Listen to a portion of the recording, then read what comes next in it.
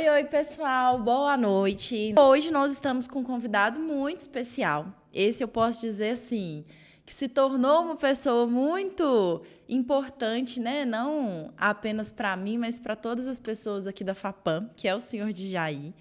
Djaí, a gente teve o privilégio de conhecê-lo, né, através dos projetos sociais aqui da FAPAM. E hoje ele vem aqui contar um pouquinho da história dele pra gente, né? Esse episódio que vai ter como tema Histórias que Inspiram, a jornada de quem viveu o Projeto 60 Mais. Então, Djaí, quero te desejar boas-vindas, desde já te agradecer por ter aceitado o nosso convite. Conta pra gente, Djaí, um pouquinho de como que foi chegar até aqui, né, na FAPAM.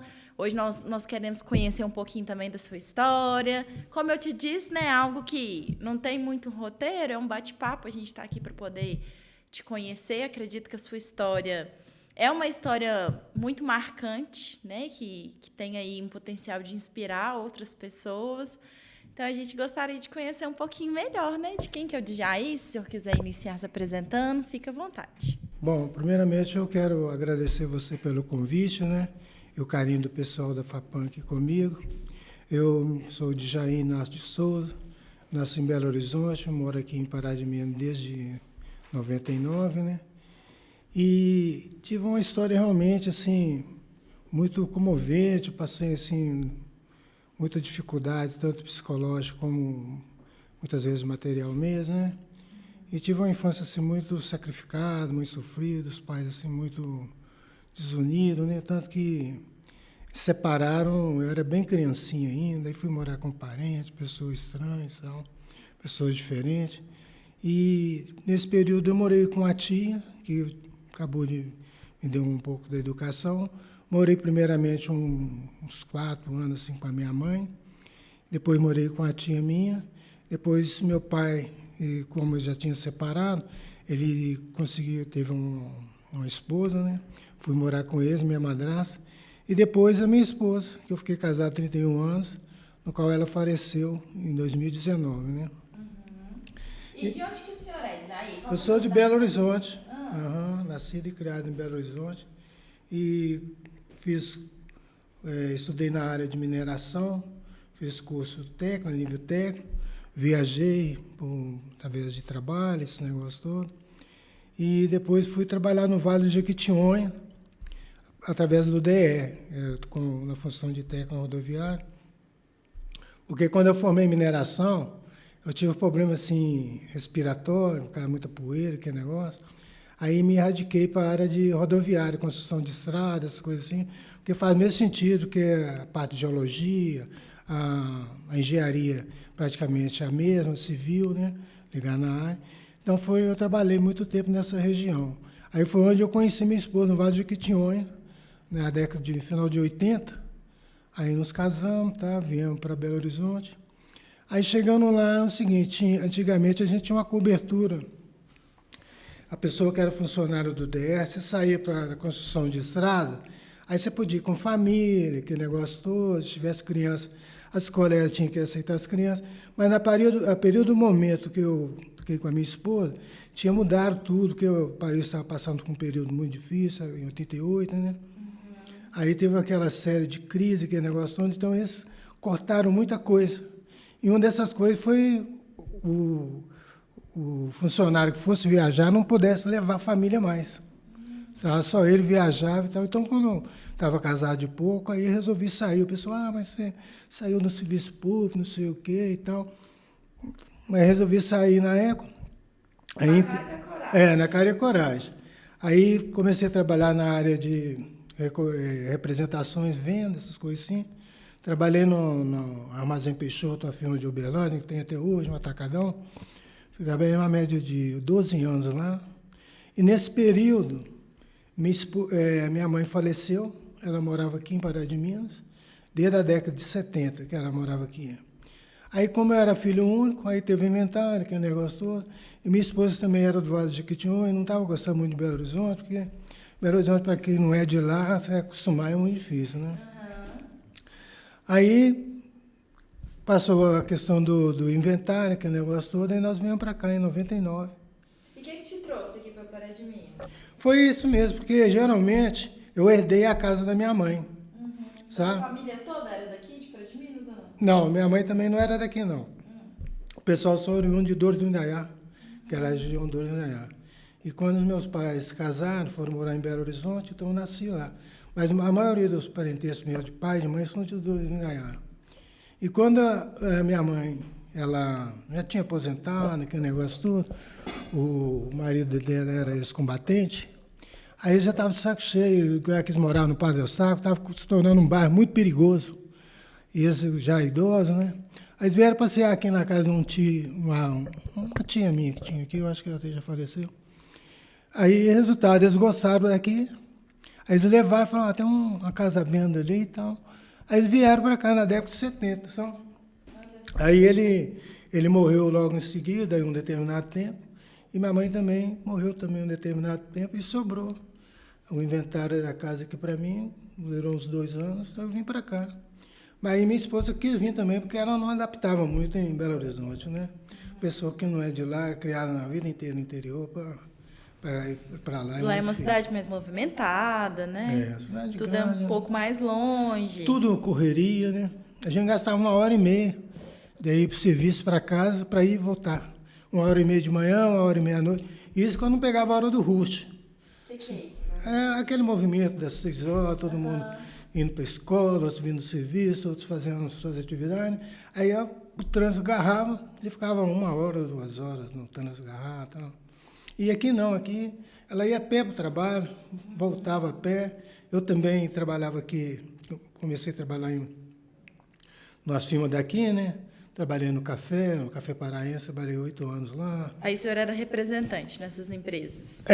Antes de vir para cá eu era representante. Depois que eu vim para cá eu passei a ser vendedor. Olha só. É porque você representa uma grande empresa, né? E o vendedor, a gente já saía vendendo com produto, era vendedor e entregava, vendia, recebia, aquele negócio todo.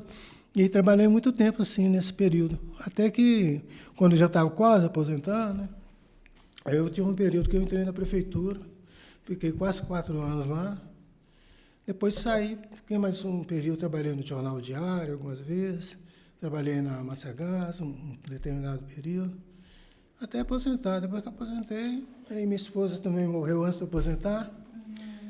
Aí depois que ela morreu, eu aposentei e não fiz mais nada, não. Aí eu tentei, assim, falei, tem que fazer alguma coisa, né? Daqueles que passou aquele período de pandemia, inventário. Durante a pandemia? Não, ela morreu 1 ano antes. Da pandemia. Foi em 2019, a pandemia, se não me engano, foi 2020, né? 2020, 2021, 2023, ela encerrou. Então, logo em seguida, eu vi anúncio aqui sobre os cursos de 60 mais, que eu estava falando com você através da Andréia, né? Aí liguei, fiz um contato, falei com você pessoalmente, no telefone. Aí você me apresentou as matérias, eu aceitei todas, elas 4, 5 matérias. Né? Quais as oficinas que o senhor participou aqui no projeto? Aqui foi de botânica, com o professor Guilherme, né? Foi também yoga, professor Luiz, estudos sociais, grupo de estudo, filosofia e psicologia, com o professor Eza Pacheco. Teve também a Isabela Camargo, a Isabela Cansado, a Belinha, que teve um curso, período aqui de ministrando um curso de culinária, né? E teve mais um, informático, com a Letícia. Entendeu? Então, eu estava até lembrando esses dias, sabe? Quando a gente entrou para aqui, eu era assim, bem cruzinho, eu tinha assim telefone, porque eu não gostava do telefone. O telefone que eu tinha na época, não é esse que eu comprei outro, eu herdei da minha esposa, que ela tinha, aí ficou para mim, né? Aí eu comecei a mexer, porque eu não gostava de jeito nenhum, que na época que eu trabalhava como representante, a gente praticamente lançou essa tecnologia aí. Veio laptop, veio palm top, veio aqueles da rádio, então já estava de saco cheio e era assim, era de dia e de noite, você tem que trabalhar, então eu falei, vou dar um tempo desse negócio, né? Aí não queria celular de jeito nenhum. Aí sobrou da minha esposa, comecei a mexer, mas assim, aí abri uma conta para mim e tal, os dela tudo direitinho, Mas eu usava o Instagram assim, igual o Wesley falou comigo. Falou, mas você tem Instagram, mas você não publicou nada ainda, você não fez nada ainda. Aí eu peguei e falei, mas eu fico com medo de golpe, aquele negócio. Ele falou, não, você está usando a rede social errada, você está usando o Instagram como se fosse uma televisão. Só você vê as pessoas não te vê. Você pode arrumar um conteúdo assim que não te comprometa em nada, vai lá, alguma coisinha e tal. Aí já comecei a usar o Instagram. Quando o senhor chegou nos projetos, o senhor já tinha rede social ou não? Não, já tinha rede social. Mas o senhor não mexia, então? Não é. Mas começou a mexer depois dos projetos? Depois do projeto, porque eu ficava só olhando as pessoas, mas não lançava nada, não tinha feito nenhum story, nem nada e tal. Aí ele me falou, não, você pode olhar, é perigoso, tudo é perigoso, mas você tem que ler, vai com cuidado e tal. Aí, o que acontece também? Aí começamos a fazer informática com a Letícia, aí como quase todo mundo já era aposentado, ela começou a nos ensinar, através da internet, como você se livra de golpes, entendeu? Aí pegou todo mundo, cadastrou no meu INSS, como é que é? SUSFAS, INSS, cadastrou a gente todo lá e ensinou, falou, deixa bloqueado aqui, se caso precisar, você vai lá, desbloqueia seus sacos de dinheiro, não deixa aberto, senão que o pessoal entra, não clique em qualquer link. Aí foi orientando a gente, sacou? Então foi assim, foi um aprendizado e tanto, cara. A orientação, no caso, te permitiu hoje ter acesso à rede social, né? Porque eu te sigo e eu sei que hoje o senhor é mais ativo, né? Você posta foto dos seus treinos, né? Compartilha alguns conteúdos. Então, de certa forma, essa informação, né, a gente pode perceber aí que ela, de fato, ela é libertadora. Porque, assim, perigo hoje a gente corre em todo lugar, né, Djaí? Independente da faixa etária, independente de nível de conhecimento que a gente tem, né? A gente vê aí que cada vez mais o pessoal está refinando as formas de golpe, né? Então, a informação, ela vem justamente para trazer essa liberdade mesmo, né? E no período também, quando tinha minha esposa, ela era viva, então ela que, assim, como eu viajava, eu estava no café, eu viajava constantemente, viajava assim, mas voltava para casa todo dia, sabe? Ia Pitangui, Pompéu, Martim Campos, Florestal, essa região, tudo por perto aqui. Cada dia eu fazia um roteiro. E minha esposa, como ela ficava aqui, eu almoçava, tinha hora de almoço e ficava aqui, então ela começou a pagar as contas, aquele negócio tudo. Então, eu precisava de um dinheiro, o meu cartão já ficava com ela, eu não tinha acesso ao meu cartão. 100, tudo, eu nem lembrava mais de 100. Falava, pega R$100 para mim que eu tenho que consertar o carro, pega R$100 para mim e tal. Então, ela que movimentava toda a minha conta, pegava extrato para mim. Ficava tudo. Tudo. Aí, depois que ela morreu, eu tive que começar... Teve que aprender tudo, né? Tudo. Aí eu tive que reaprender, que eu já sabia, mas depois ela tomou frente, porque ela ficou aqui, né? Aí passou tudo para ela e eu fiquei livre. Até um colega meu falou uma vez, ele falou comigo assim, eu estava conversando com ele no Zap, né? Aí não sei o que aconteceu lá, ele falou com a esposa dele assim, não, esse amigo meu aqui, ele não é tecnológico, entendeu? Quer dizer, eu era cru mesmo da tecnologia, né? Ele falou, não, pode ficar, porque as mulheres ficam preocupadas de mandar mensagem, que negócio, mulher e tal. Aí ele falou, não, eu fico preocupado que ele não é tecnológico. Aí fiquei na minha cabeça, né? Aí quando chegou aqui, que eu... Mas o senhor tinha vontade de aprender? Ou era algo que o senhor, assim, tinha uma resistência mesmo? Não quero... Não interessava. E hoje, como que é para o senhor utilizar as redes sociais, hoje, assim, e tudo? Parece que faz uma falta tremenda, assim, mas eu consigo me conter, sabe? Eu não fico o dia inteiro direto. Por exemplo, eu levanto de manhã, faço meus afazeres todinho, vou nas redes sociais, ponho tudo em dia, respondo aqueles negocinhos, lanço um story e vou para a academia. Aí volto para a academia em torno de meio-dia. Aí meio-dia chego, tomo um banho, vou preparar meu almoço, que eu moro sozinho, né? Eu mesmo que eu faço minha comida. Então, eu só vou olhar o celular lá para as 2, 3 horas da tarde. Aí depois olho de novo, tal, aí coleto algumas coisas, tal, deixo de novo. Aí à noite, depois da janta, quando eu vou deitar, aí eu dou uma olhada de novo, faço uns storyzinhos. Então eu consegui controlar isso aí, né? Porque antigamente eu ficava muito direto. Eu lembro que eu fazia 12, 15 stories por dia. Tá? Quando o senhor aprendeu mesmo, assim? Porque antes o senhor não postava nada. Não postava aí nada. Depois começou a postar demais. Aí fui tudo, tem todas as redes sociais, praticamente eu tenho todas. Né? Quais que o senhor está ativo hoje? Instagram? Instagram, o Zap, o Threads, e teve um pouquinho também no Discord, mas eu dei uma saída fora. Visei também na Deep Web, Dark Web. Então eu faço umas ações assim. O senhor navega aí nesses mundos. Um submundo também, eu costumo dar uma olhadinha lá, mas sem ser muito compromisso, que é muito perigoso, né? Sim. Mas eu sempre olho alguma coisa. E o resto é mais assim, resenha mesmo com o pessoal, procurar conversar. O senhor já fez amigos virtuais? Tem. De conectar, assim, às vezes com pessoas mais distantes também, né? Porque pelo que o senhor falou, o senhor tinha muitos contatos em outras cidades, né? Tem, assim, a cidade mais próxima aqui que eu tenho é Belo Horizonte. Mais um lugar de amigos e parentes, porque eu sou de lá, né? Mas, assim, a minha rede social, ela é restrita, assim, todos que estão ali são pessoas que eu convivo, eu já convivi, ou tenho algum contato. Pessoa estranha, eu vejo assim, vamos supor, tem uma pessoa que é sua amiga. Aí vou lá, tá, toda vez você me seguindo e tal, igual o caso do menino lá, o Alan. Aí ele pediu, aí eu olhei e falei, eu não tenho muita amizade com ele, mas sei quem que é. Aí eu fui olhar lá. Aí você seguia ele, todo mundo seguia, o pessoal conhecido, eu falei, aí pronto. Mas quando eu não conheço... O senhor tem esse cuidado, tem então, esse também, cuidado. né? E assim, tem esse cuidado. E assim, igual, por exemplo, tive a resistência para usar as redes sociais, né? Agora, a minha maior resistência é o Pix. Sabe? Então, você tem que fazer Pix e tal. Mas até então... O senhor ainda não... Não, antes eu não usava nem cartão. Cartão de débito eu não usava. De crédito eu nem tenho, entendeu? Eu acho que não tem necessidade, assim. Que eu não recebo tantos valores para ficar cheio de cartão, essas coisas. E o Pix, para mim não tem necessidade. Eu pago minhas contas na loteria, recebo também no banco lá, o dinheiro já entra, já pago direto, não tem necessidade.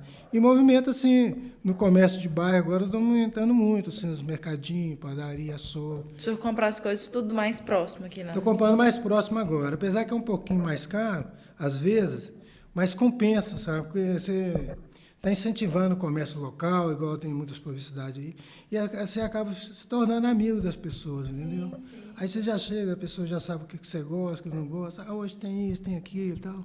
Eu estava um dia em Matranado com café. Eu gosto muito de café. Aí tentei parar de café, porque os cafés estão tudo ruins, os cafés de supermercado, né? Aí na mercearia que eu passei a comprar, eles têm aquele café moído na hora. Aí eu compro lá 200 gramas, 150 gramas, pronto, aí acabei aquele problema de ter aquele café ruim. Não tem mais aquele café ruim, né? O café é cheiroso, gostoso. Para dizer a verdade, cheira até demais. Essa questão de incentivar o comércio local também é algo bem bacana, né? E me conta mais. Então, pelo que você falou aí até o momento, a de informática te auxiliou muito, né, na prática, no dia a dia. Não, todos. Que eu tenho, assim... Teve alguma preferida de Jair? De quê? Das oficinas? Para mim todas foram. Eu acho que professor preferido ele tem, viu, gente?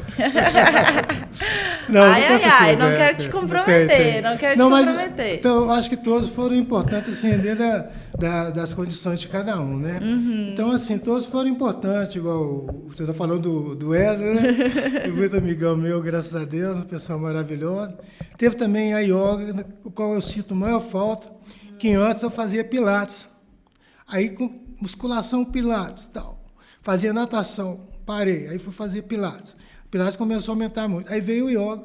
Falei, agora fechou. Aí a musculação já é uma coisa que eu já faço há anos, já gosto demais, né? Uhum. Não é para ficar bombadão, não, mas por questão de saúde mesmo, entendeu? Eu não tomo pouquíssima coisa, nem tomava quase nada, sabe? Não tomava nada, passei a tomar creatina, essas coisas assim, então... Eu também da botânica, do Guilherme. Eu me recordo, né, de participar de algumas oficinas com vocês, de botânica o senhor era bem participativo, né? É porque, pelo seguinte, porque a botânica, a maioria era só mulheres. Só tinha de homem eu e o Lúcio. Aí nós resolvemos fazer um canteiro ali no fundo para fazer compostagem, plantar, né? Então, eu não ia deixar as mulheres bater enxada. E o Lúcio já estava com problema de saúde, desgaste de osso, que negócio e tal. Aí eu já tenho costume de fazer lá em casa. Minha casa é todo plantado, né? Muita coisa plantada, assim, até misturado demais, às vezes eu vou dar uma desbastada e tal. Mas eu tenho muita coisa que eu colho lá de casa mesmo, alguma verdura, algumas coisas assim, fruta, então... E eu me recordo que, assim, durante as aulas, vocês trocavam bastante também, né? Às vezes um trazia muda de uma planta, o outro trazia de outra. Isso era constante. Você sempre comemorava os aniversários, né? Aqueles bolos deliciosos, feitos de capim-limão, só de produtos naturais, assim, né? Então, era uma turma incrível, as meninas tudo... Menino que eu falo assim, tudo 60 a mais, mas pra gente é menino, né? E foi aquele entusiasmo, cada um trazia uma coisa e tal.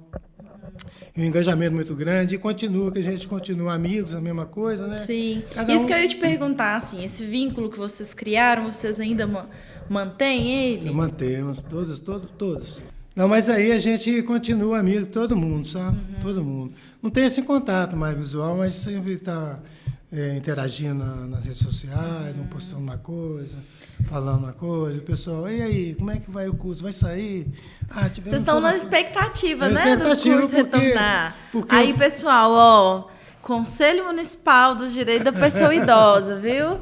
Daqui a pouco o pessoal vai fazer uma manifestação aí na porta do Comid, falar com o Cido, para voltar com os projetos da FAPAM. E aproveitando, né, que a gente entrou nesse assunto, eu queria te perguntar, assim, de já isso, percebe alguma mudança na sua vida, assim, antes do projeto, depois do projeto? O senhor consegue observar alguma coisa, assim, nesse sentido? Mudou demais, Mudou para começar assim, você passa a ter uma autoestima, né?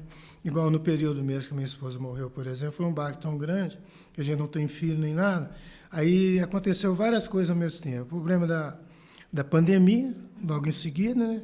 E no período mesmo de 2019, tive um problema de depressão, né?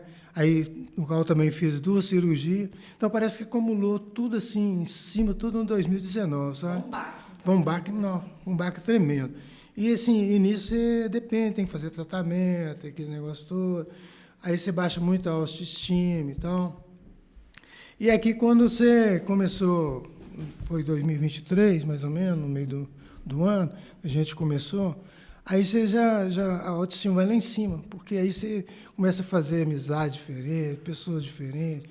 Nós fizemos viagens, né, maravilhosas, lá em Iotim, tivemos lá no Museu da Gerdau, lá na Praça da Liberdade. E fora os encontros que a gente teve aqui, né? A gente encontrava aqui, ia no shopping, um happy hourzinho de tarde. Diz que agora já não fala nem happy hour mais, já está mudando o nome. Ah, não é mais não? Eu estou desatualizada. Aí a gente ia lá, tomava um chopp, contava um papo, tomava um café, alguma coisa. Aí sempre tinha alguma coisa na casa de alguém. O Wesley, ele era fera, não é, né? Porque ele incentivava... E, Ézer, eu acho que você comprou o seu Djaí, viu? Você é o professor preferido. Ele falava... Desculpa. Ele falava assim, ó, gente, então vai ter aniversário de quem? Vamos fazer um negócio na casa... Aí fizemos na casa da Idê, fizemos na casa da Silva, fizemos na casa da Sueli, né? Vários encontros de quadrilha, fora quadrilha, recital, aquele negócio todo, foi demais, cara. Aí o marido da amiga nossa lá, da Lucia, o João, com violão, sabe? Aí a gente fazia aquele recital, aquele negócio todo, recitava, declamava poema, aquele negócio todo. Então era assim, sempre tinha alguma motivação no final de semana, sabe? E a gente ficava doido para vir. Assim, ainda estão até hoje na expectativa, todo mundo tem vontade. Coisa, e a gente sabe que não depende só aqui do FAPAM, né? Porque pelo CIDO a gente já teria feito, mas depende de patrocínio, aquele negócio todo, né? O que está pegando mais, eu acredito, é a questão do patrocínio mesmo. Isso é um ponto, né, tão importante que sempre quando chega nesse início do ano, a gente realiza um trabalho de divulgação, porque esses projetos, pessoal, eles são destinados através, né, do Fundo do Idoso e da Criança e do Adolescente, e todas as pessoas, empresas que declaram o imposto de renda têm a possibilidade de estar contribuindo com esses projetos, né? Quando você vai realizar a declaração do seu imposto de renda, 6% você pode estar destinando ou para o governo federal ou para projetos sociais. Então, como que funciona? No momento que for realizar a declaração, você pode destinar 3% para o fundo da criança e do adolescente e 3% para o fundo do idoso. Então, quando você destina esse recurso, né, ele chega para o conselho, né, lá na Casa dos Conselhos, para cada conselho, né, respectivo. Eles abrem um edital e aí as instituições elas realizam, né, as escritas dos projetos e enviam lá para o pessoal do conselho. E aí eles selecionam alguns projetos e é onde a gente consegue ofertar, né, de forma gratuita para a população realizar, né, a participação nesses projetos. Então, esse projeto específico que o Djaí participou é o Projeto 60+, que foi um projeto desenvolvido aqui na FAPAM. Ele durou cerca de um ano e meio, salvo engano. 1 ano e meio. 1 ano e meio, né, Djaí? E lá nós ofertamos oficina de yoga, né, e meditação, a oficina de informática, botânica, essa parte, né, com o professor Ezer, que era rodas de conversa, né? Vocês falavam grupo sobre de estudo, filosofia, psicologia. Isso, né? E eu acho que está faltando mais um. Qual que nós esquecemos? Porque são 5 no total. Teve aquela da ali que eu te falei. Da culinária também, né? Isso que vocês Isabela tiveram. Cassafo. Fora esse também, nós tivemos outros cursos, como que foi o de primeiros socorros, né? Que o pessoal ofertou também. Então, assim, são projetos muito significativos que nós conseguimos ofertar para a população de uma forma gratuita e fazendo, de certa forma, uma obrigação nossa, né? Que a gente é obrigado a declarar o imposto de renda. Então, é, de fato, fazer uma destinação para que esse dinheiro seja melhor aproveitado, né? Isso é muito importante, a gente sempre gosta de frisar. Que essa informação, pelo menos ao meu ver, de uns 2 anos para cá, que o pessoal tem realizado um trabalho maior de divulgação mesmo. Não sei se anteriormente isso já acontecia. Eu acredito que um pessoal da área, né, uma pessoa da área vai conseguir dizer com mais clareza. Mas é algo que aqui em Pará de Minas nós temos vários projetos sociais na cidade de Ozanam, Abraco, a PAI, né, são instituições, né, que ofertam hoje esse cuidado para a população através da lei de incentivo fiscal. Então, isso é muito importante também, né? Uhum. E aí eu acho tão bacana, Jair, de trazer convidados como o senhor, porque a gente consegue ver na prática a efetividade desses projetos, né? Porque tem toda uma seriedade por trás disso, né? Não é só criar um projeto, tirar foto e postar numa rede social, não é para fazer bonito, a gente faz a diferença, né? Eu me recordo de conversar com o senhor quantas vezes nos corredores aqui da FAPAM, né? Até mesmo quando o senhor me contou do seu desejo de voltar a estudar, que foi uma possibilidade que veio através do projeto também, né? Então, isso é muito importante, a gente fazer divulgação isso, para que as pessoas tenham noção do impacto, né, que esses projetos podem trazer na vida. E nesse período também, paralelamente, eu fiz uns 3 cursos aqui.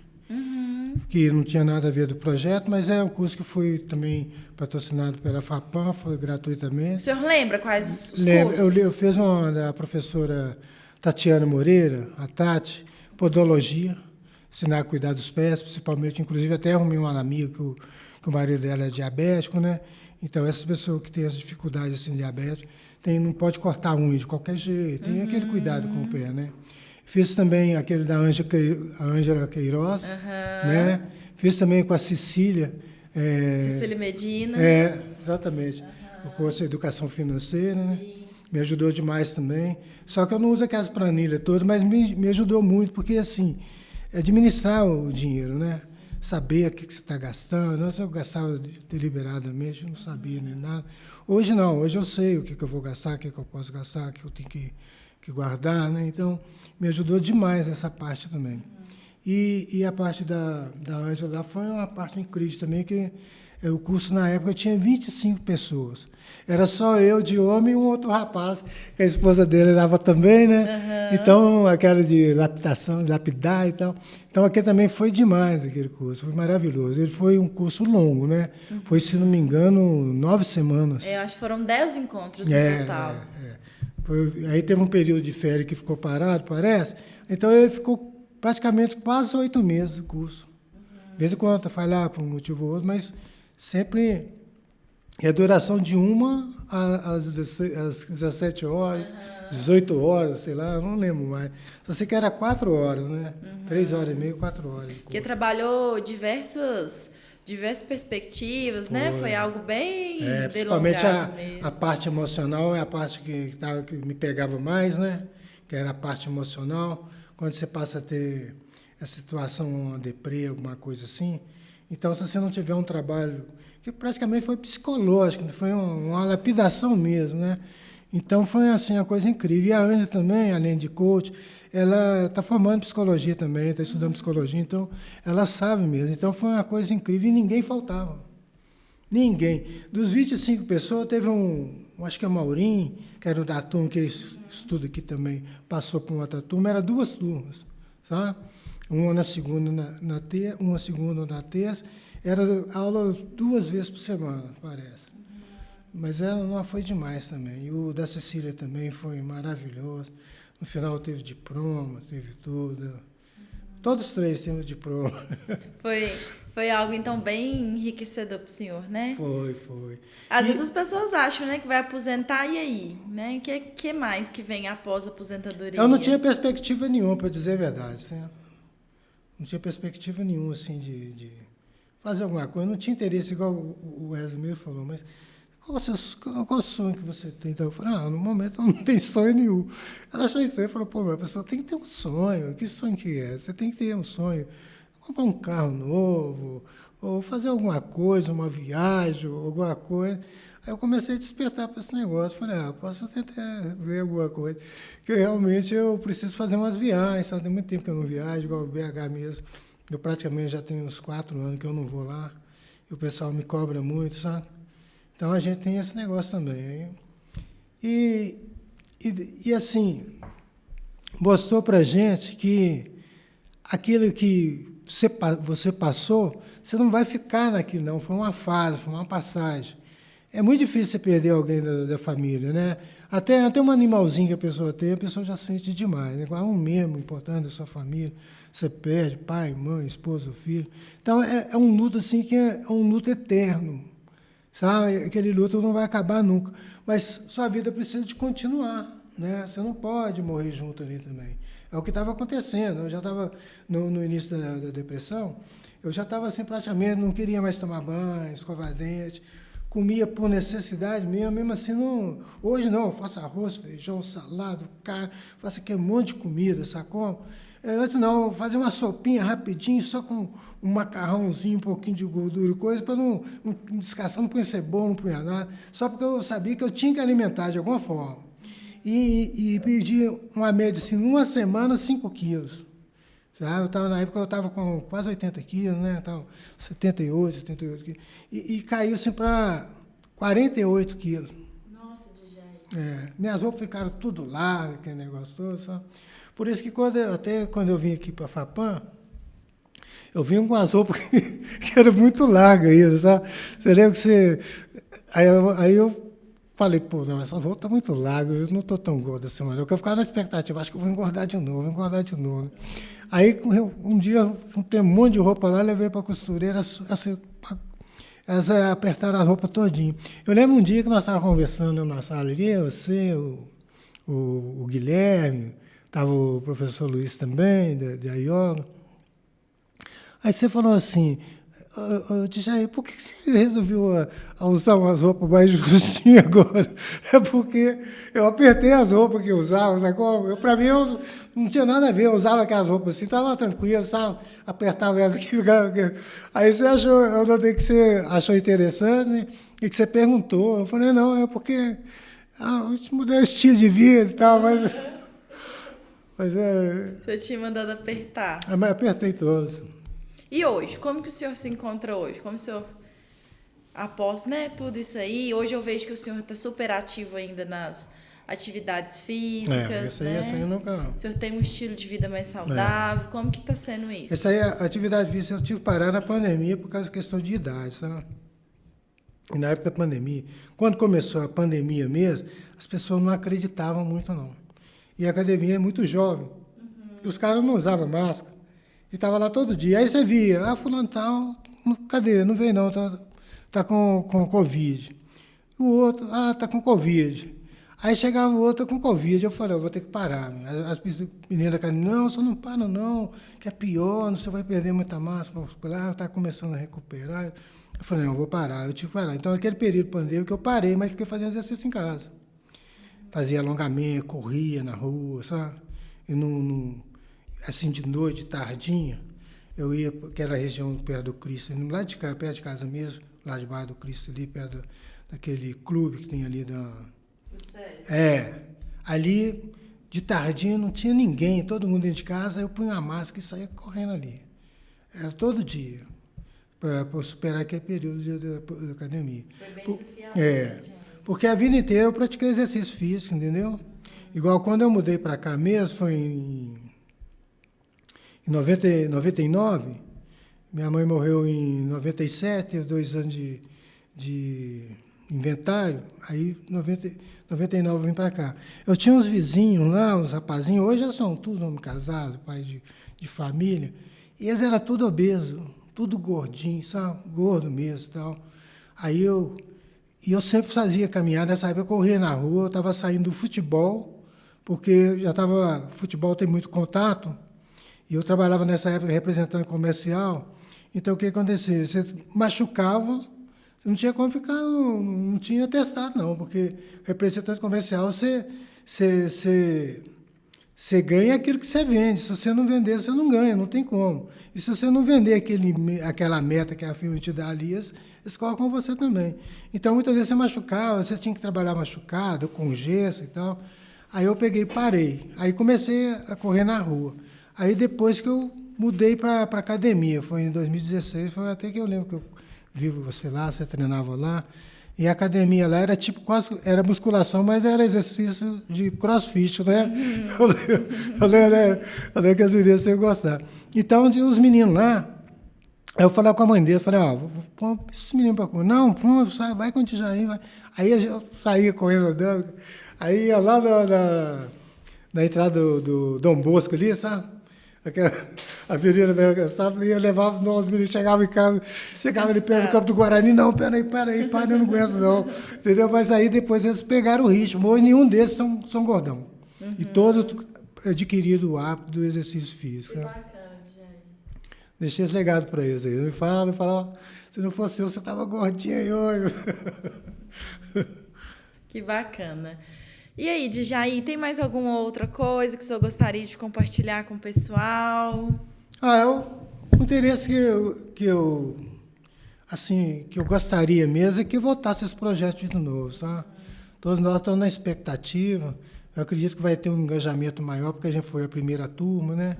Então, alguns cursos a gente vinha que não tinha um engajamento assim adequado, mas eu acredito que a próxima vez, dessa vez agora, organizadinho direitinho, vai ser legal. E assim, a gente sente falta, porque você tem aquele negócio de você sair todo dia, aquele compromisso, né? E com isso você estimula a fazer outras coisas. De repente você já sai daqui, já sai conversando com a pessoa, já vai para outro lugar, já conversa e tal, vai fazendo outros tipos de amizade. Então, o que eu peço, assim, que eu torço, é que aconteça realmente isso aí. E eu, praticamente, mesmo se eu não tiver, eu vou ficar na ativa aqui, dar uma olhada, aqueles cursos paralelos que tiver aí, eu vou continuar fazendo porque são muito bons, né? Os professores sempre qualificados, né? E assim, a gente aprende mesmo de verdade. Porque nessa idade assim, você vai fazer um curso, você não vai lá para brincar, para lá, sabe? Porque esse período já passou. Então, você vai para preencher alguma coisa, né? Algum vazio, alguma coisa assim. Então, é isso aí. E o senhor quer deixar, agora a gente encerrando, uma mensagem para o pessoal? Nós vamos ter público variado, né? Nós teremos muito acesso do público 60+, né? Mas teremos também pessoas mais jovens nos assistindo. O que o senhor deixa de mensagem para a gente encerrar? Igual até coloquei no story hoje, por exemplo. Na época eu não tive condição de estudar, mas mesmo assim ainda fiz um nível técnico, um nível de mineração, mas a tranco e barranco, trabalhando duro e estudando à noite, pagando. Naquela época era escola técnica, hoje a escola técnica que eu trabalhava, que eu estudava na época, a Vital Brasil hoje é uma faculdade, né, na área de química, metalurgia e mineração. E a gente pagava caro, aquele negócio, levantava cedo, pegava 2, 3 ônibus, né? Então era dificuldade. Então o que eu falo hoje, com a facilidade que tem, né? Você vê aí nas escolas, as escolas dão uniforme, material escolar, dá tudo, ônibus. O cara mora 1 quilômetro da escola, tem um ônibus que pega ele na porta ali. Lanche, hoje cada meio tem escola que é tempo integral, o cara almoça, janta, fica lá o dia inteiro. No meu tempo não era assim, entendeu? A gente tinha realmente o lanche, mas eu tinha que andar uns 6 quilômetros para ir estudar, né? Então eu peço o seguinte, essa oportunidade que o pessoal tem agora, igual, por exemplo, desde a minha infância, infância, pré-adolescência, adolescência, jovem e jovem adulto. Passei num período de ditadura, sabe? Na ditadura, por exemplo, eu sou nascido de 56, então naquela época só podia entrar a criança na escola com 7 anos, né? Com 7 anos completo. Então, quer dizer, quando eu fui entrar, como eu faço em março, eu ia fazer 7 anos, mas eu estava entrando com 6. Aí não pôde. Aí era em 63, que era para mim ter entrado, aí não pôde porque eu ia fazer 7 anos mesmo. Mas no outro ano, eu ia entrar com 7 anos e fazer 8 anos. Aí quando eu entrei, veio a Revolução, em 1964. Aí parou. Parou as escolas tudo, só havia guerra, confusão, aquele faltando alimento, polícia militar com o exército. Naquela época não tinha polícia civil, era a guarda civil. Eles tinham uniforme também azul, igual o militar mesmo. Aí o que acontece? Depois dessa evolução que passou até a Polícia Civil. Aquele pessoal aqueles funcionários que era da Guarda Civil, que era tipo uma Guarda Civil Municipal, passou a ser da Polícia Civil. Foi onde foi gerada a Polícia Civil, aí veio a Polícia Federal, aquele negócio todo. Então, nesse período todinho de criança e adolescente, foi tudo na época da ditadura, repressão, você não podia sair na rua.